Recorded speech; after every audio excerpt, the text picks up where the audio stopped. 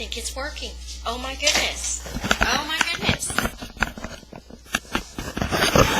I'm surprised. Okay, so please do not look at the stuff behind me. Ha, now you're going to look, right? Okay, so praise God!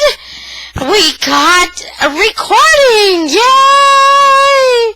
Okay, I know I'm going to be pushing it if I do this, but chapter 5 is really long. But this is the bronze bow, and I hope it's right.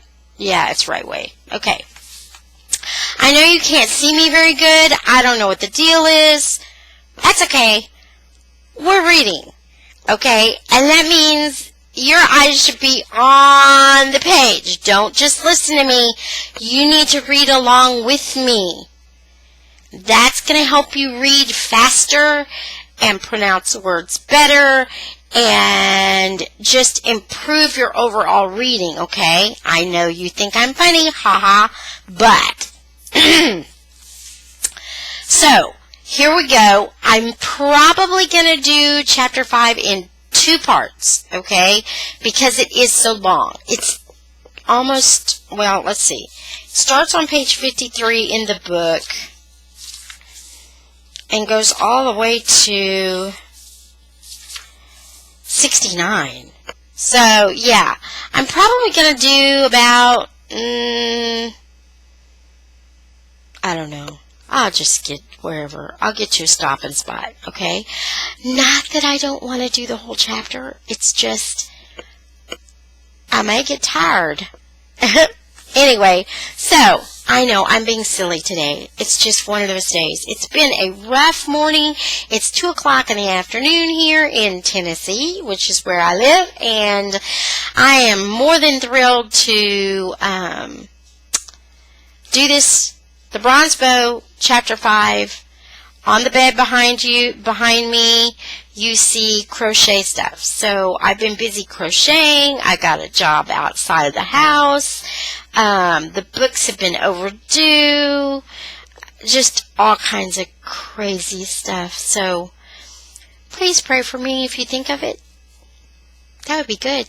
Okay, so here we go. The bronze bow, chapter 5. The month of Nisan drew to a close. It was the time of the first harvest, which is the barley harvest in Israel.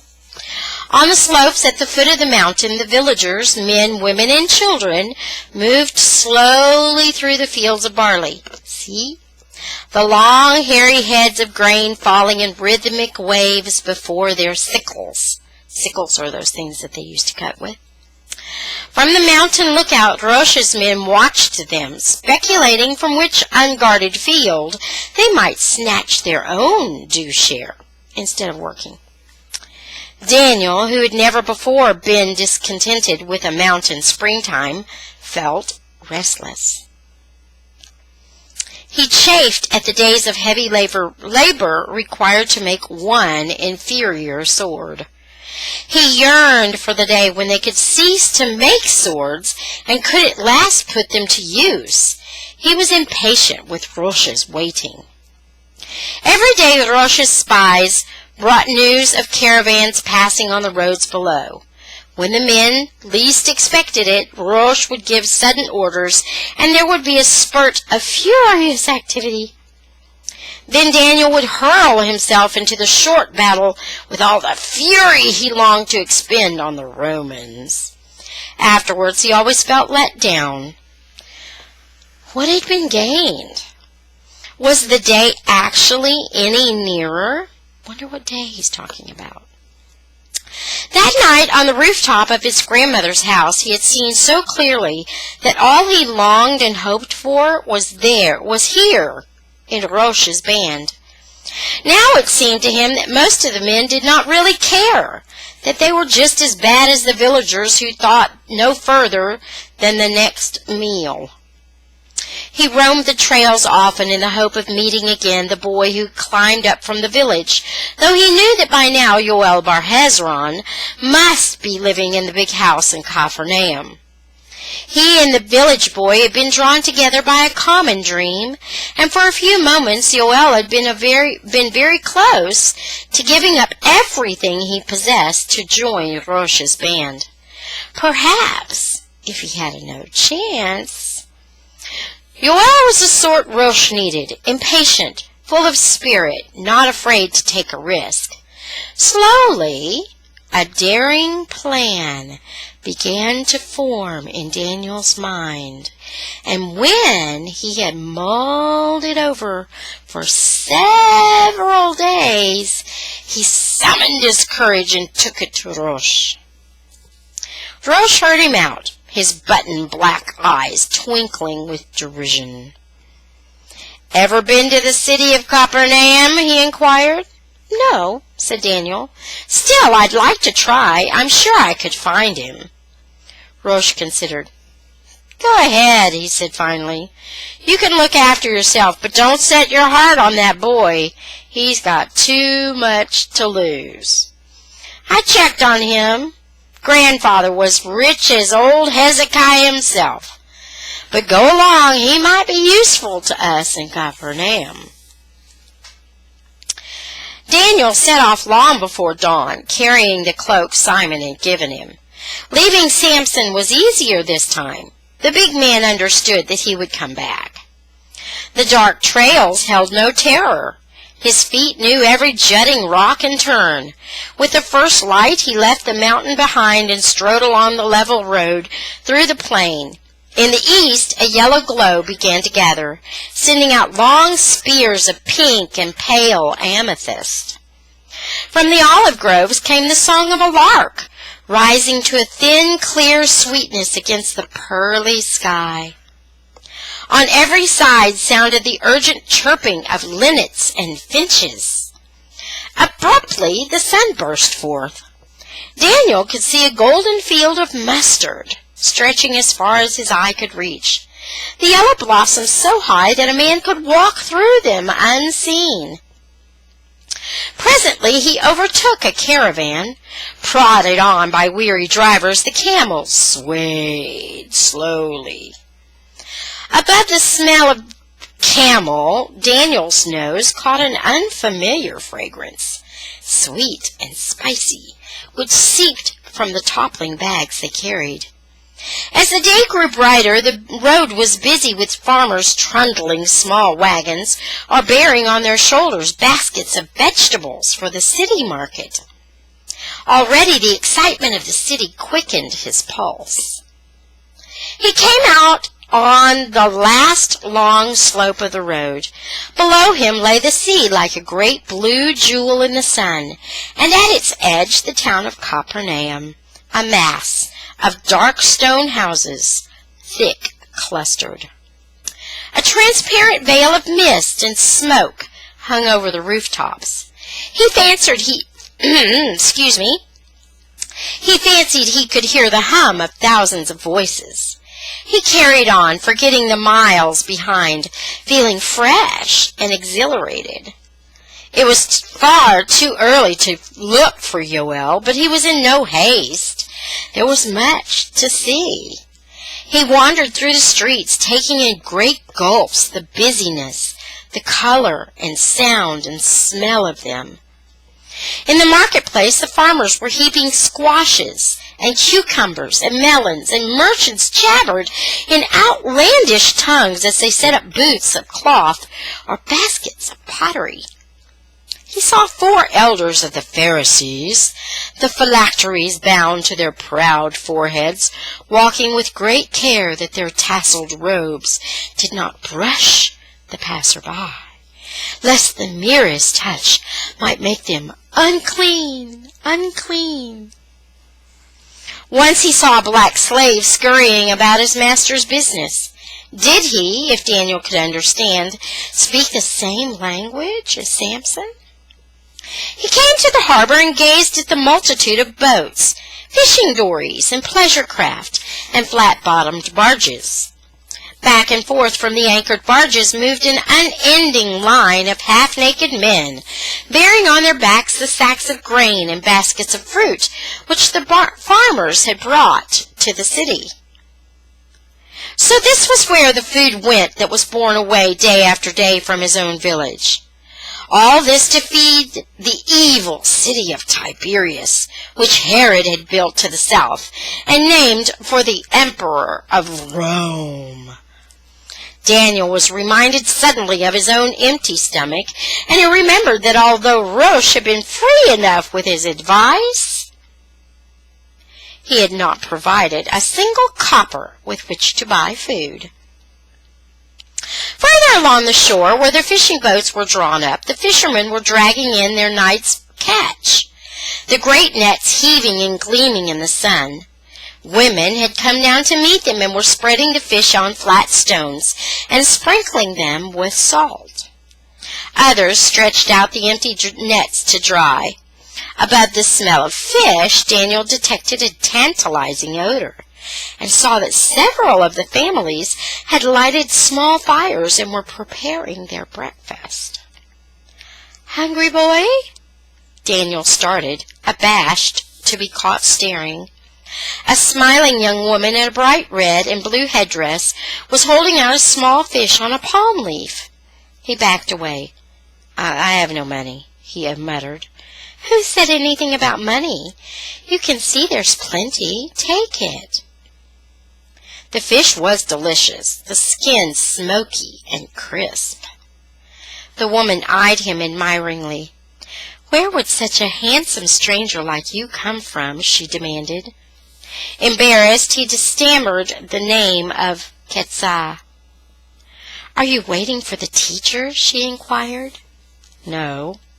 "You should then. It's worth being late for work." "What teacher?" he asked. "The carpenter." "Ah, there he is now," she called over her shoulder to another woman. "Come, he's about to begin." Daniel turned curiously. A short way from them on the shore, a cluster of fishermen had gathered, and from all sides others were leaving their nets. A few workers broke from the lines that labored on the barges. Through the shifting bodies, Daniel caught a glimpse of the man in their midst. It was the man who had spoken in the synagogue. He stood on the beach among the fishing boats, in his plain white robe, smiling and greeting the men by name. Out here in the sun he did not look solemn as he did in the synagogue.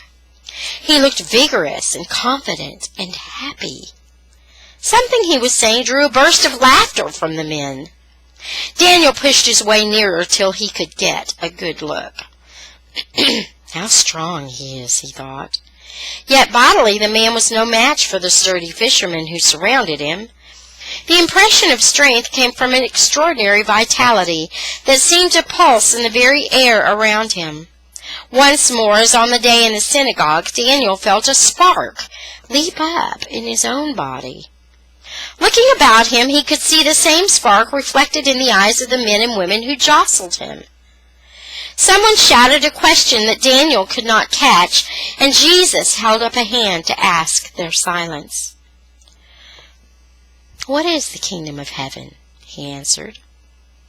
"It is like a merchant in search of fine pearls, who on finding one pearl of great value, went and sold all that he had and bought it. Or the kingdom of heaven is like a net which was thrown into the sea and gathered fish of every kind." A clink of metal distracted Daniel. Turning, he saw that 2 soldiers had joined the crowd. They sauntered close and stood looking with curiosity at the speaker and his audience. Automatically, Daniel spat.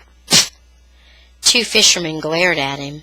Plainly, they resented his disturbance more than they did the presence of the soldiers. One of the Romans shot him a quick, contemptuous gaze. Yeshua, Jesus, took no notice whatsoever.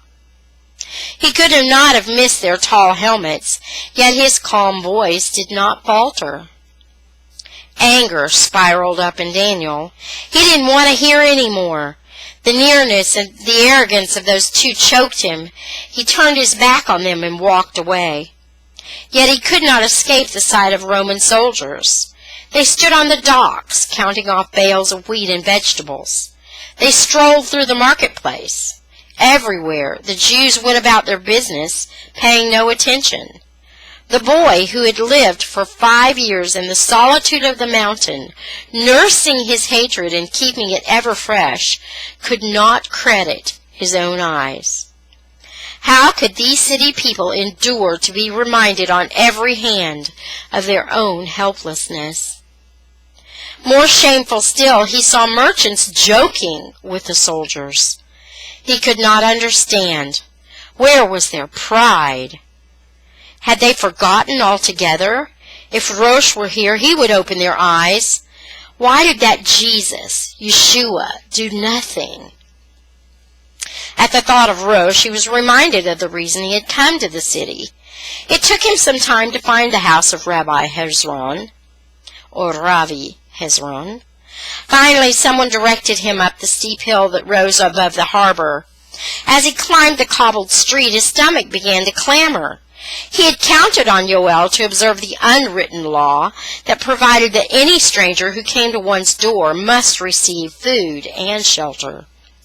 But as the crowded stone dwellings gave way to the long, forbidding walls of large estates, he caught glimpses of gardens and terraces rising, one upon another, green and golden.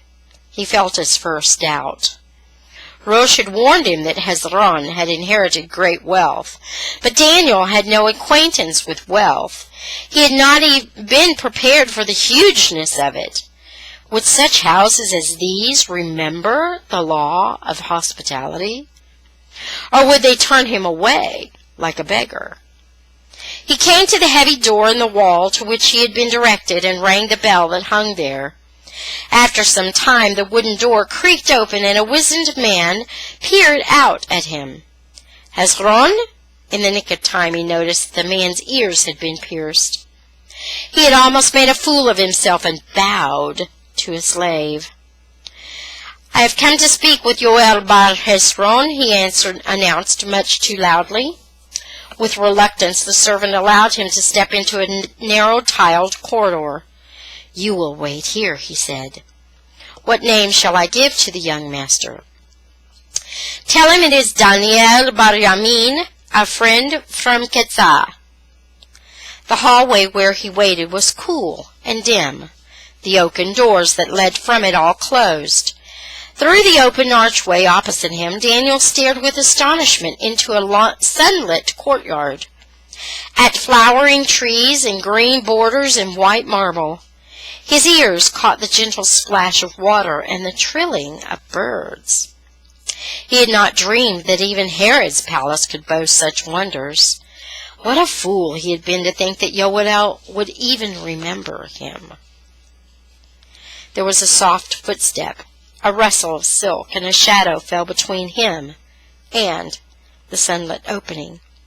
It was not Yoel who stood there, but his sister, Malchus. A robe of thin, soft material fell in exquisite folds to delicate embroidered sandals. Her dark hair was bound back from her face with a thin fillet of gold. She started at sight of a stranger, and there leaped into her eyes recognition, and then something else, an unmistakable shrinking. His careful greeting fell back at his own feet. She made no greeting at all, only stared at him with dismay. I'm going to stop here, and I will continue in another video. So, until next time, may God bless you and keep you. May He make His face to shine upon you and be gracious to you. May He lift up His countenance upon you and grant you shalom. Peace. Bye.